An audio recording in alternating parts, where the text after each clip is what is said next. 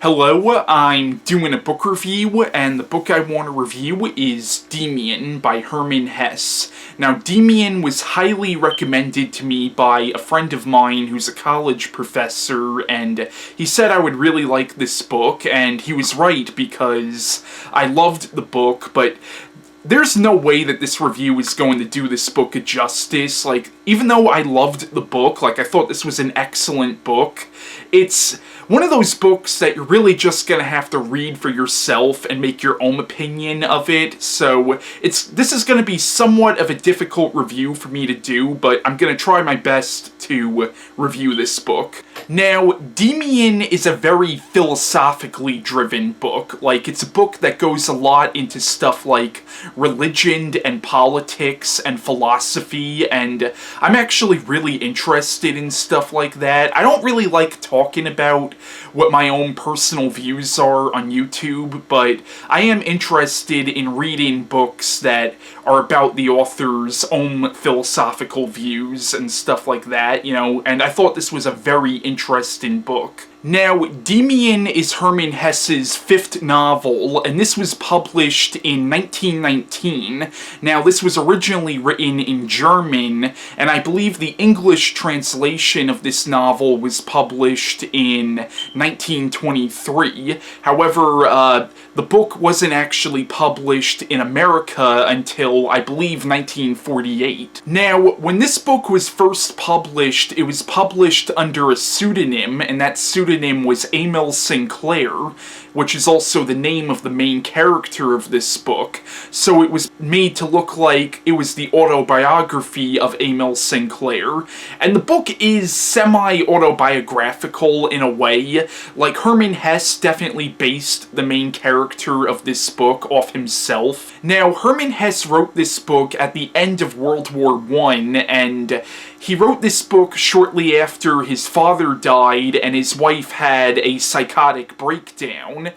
So he was dealing with a lot of personal shit when he wrote this book, and the book is kind of a reflection of a lot of his own inner turmoils. Now, Demian doesn't really have a set plot line. It's really more of a story about the life of the main character, and it's a story about his youth. And throughout the book, the main character, Sinclair, is really trying to figure out for himself what the meaning of life is, and, he's really trying to achieve selfhood. Now, the book begins where the main character, Sinclair, is 10 years old, and he's dealing with a bully, but then he meets this young man named Max Demian, who's a few years older than him, and Demian helps him out with this bully, and Demian starts feeding Sinclair these ideas which really kind of open his mind and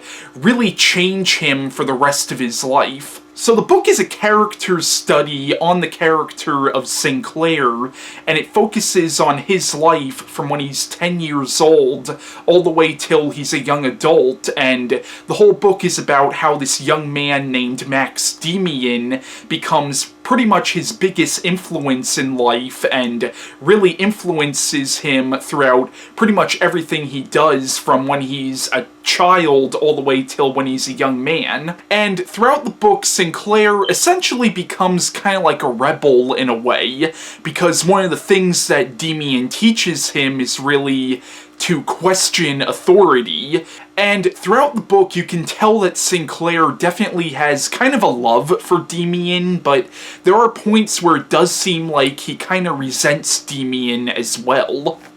And one of the main things that Demian gets Sinclair to question is religion.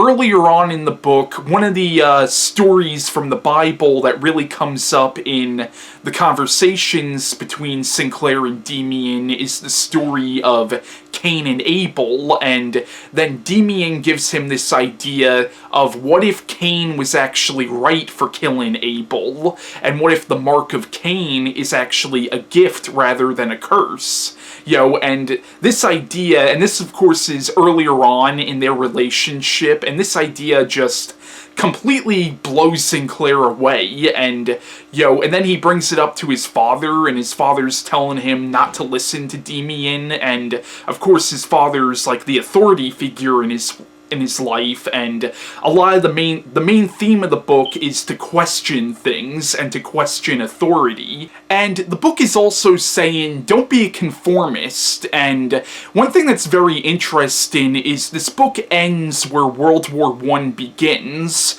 You know, like this book, it takes place before World War I, and I feel like with that, Hermann Hesse is almost saying with this book that war is the ultimate consequence of conformity. And the character of Demian is a very interesting character because there are certain points in the book where you realize that Sinclair hasn't seen Demian for years, yet you feel Demian's presence throughout the whole book, and there's even a certain point in the book where Sinclair meets this person who's very much like Demian, and in the book there is something almost supernatural about Demian. Like, the way Sinclair describes Demian in this book, he doesn't describe him so much as a person as much as he describes him as being almost like a god in a way.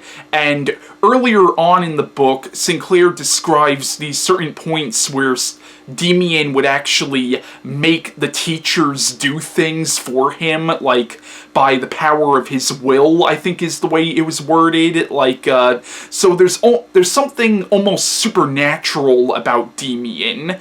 Like, Demian is described as being almost like a Superman in a way, like almost like a god. Now, Hermann Hesse was very much influenced by the works of Plato and Friedrich Nietzsche. I think I'm saying that guy's name right, but I actually noticed quite a few parallels between this and the works of Dante Alighieri. Like, in this book, there's a whole chapter about how Sinclair kind of falls in love with this woman who he sees in a park, I believe, and this woman he calls Beatrice. Now, you don't know if Beatrice is actually her real name. This is really just a name that he gave her, and he doesn't even know this woman, but he kind of falls in love with her, and there's a very interesting scene where he paints a picture of Beatrice, but the picture to him ends up looking more like Demian than Beatrice. And that's why I said that I felt like there's kind of a parallel with the works of Dante in this, because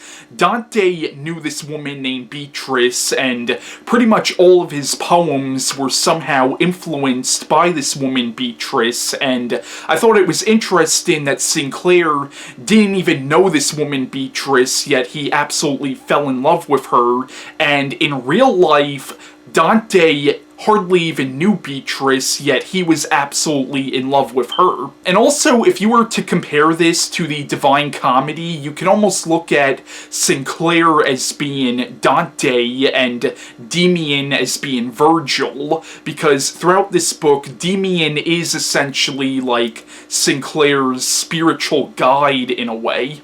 But once again, I thought Demian was an excellent book, but this review I know is not doing the book a justice, because this really is one of those books that you really do kind of have to read for yourself, because... Now, I loved the book because, once again, I like books that really go into philosophy and religion and stuff like that.